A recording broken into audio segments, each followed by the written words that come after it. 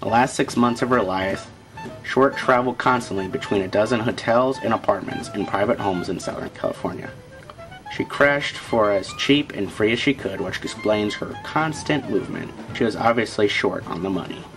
From November 13th to December 15th of 1946, she lived in a cramped 2-bedroom apartment in Hollywood with 8 other young women wanting to be stars. The women had paid $1 a day for the space, but Short was sneaky, evading the manager to pay her rent. One of the roommates told the LA Times that Short was with a different boyfriend every night and had no job. She was also described as elusive in life, never having any close friends, male or female. She preferred the company of strangers, another roommate had stated in an interview with police. The last person to see her alive was a 25-year-old salesman named Robert Manley. It ended up that her father was tired of her luxurious life, and so he kicked her out of the house. She wandered the street without hope until Manley showed up. Manley stated that he saw a beautiful woman with no apparent destination. He pulled over and offered her a ride. She acted coy and avoided eye contact, but Manley persuaded her that he was harmless and that he just wanted to help her out. She gave in. Both stayed at a local motel. Manley also claimed that they did not engage in any sexual activities. The next day, on January 9th, Manley drove her to LA and helped her check her luggage at a bus station. She told him that she was going to Berkeley to stay with her sister, whom she was meeting at the Biltmore Hotel. Manley said he escorted her to the hotel lobby and left at 6:30 p.m. to return to his family in San Diego. What happened from January 9th to the 15th remains a mystery. It is believed by investigators that she stayed in the Biltmore Hotel simply because it was fancy, high class, and had 1,000 rooms she could check herself into without paying much. For a fact, though, during those 7 days, she faced her demise. On January 25th, her black patent leather purse was found in a dumpster 3 miles from the crime scene. Manley identified it, remembering the smell of heavy perfume. Shortly after the murder, 40 cops searched the nearby neighborhood, house to house, looking for any evidence.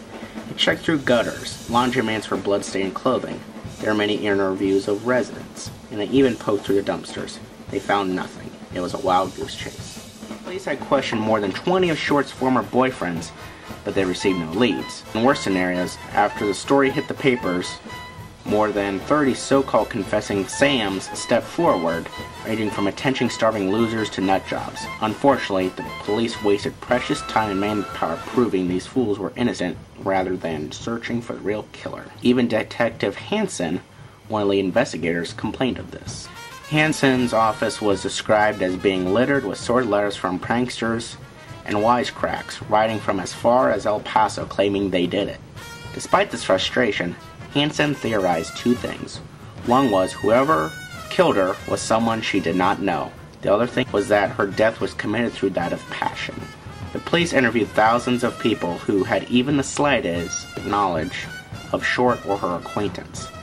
At one point, the LAPD investigators believed that the clean bisection of her body was the handiwork of an expert in human anatomy, possibly from the University of Southern California. So a list of med students was turned over to the cops and FBI, but there were no leads after examining through hundreds of students. The list of suspects ranged from popular Howard big shots to bums on the street. One of the prime suspects was Robert Manley, who was the last person to see her alive. He had suffered from mental trouble since he was a youth. He took a polygraph test and passed it, and his alibi checked out. Another person to blame was William Herons, a student of the University of Chicago, who was responsible for the vicious murder of a 6-year-old girl named Susan Degnan. He was only 17 when he murdered Susan Degnan. He also pleaded guilty to several other murders, including the Cleveland Torso murders. Ironically, Susan Degnan's, the Cleveland Torso murders, and the Black Dahlia had many similarities, such as their bodies were expertly severed. The bodies were washed before being dumped. The murders took place somewhere else before the bodies were transported to the crime scenes, and all these murders took place in different years but in the same month of January. There isn't enough evidence, though, to connect Herons to Short's murder, and besides, he was arrested shortly after Degnan's murder. The Elizabeth Short murder, known as the Black Dahlia, remains an unsolved mystery. People point fingers at one another, blaming their friends and own family members for the murder of Elizabeth Short. No one knows who killed Miss Short, except for herself and her killer.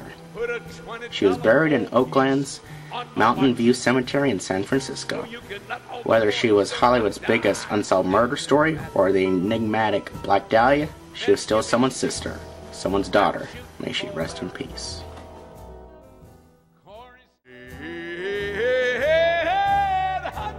I've got the St. James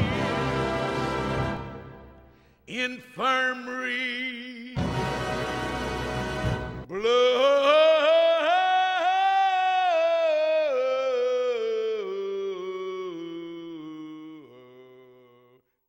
Blood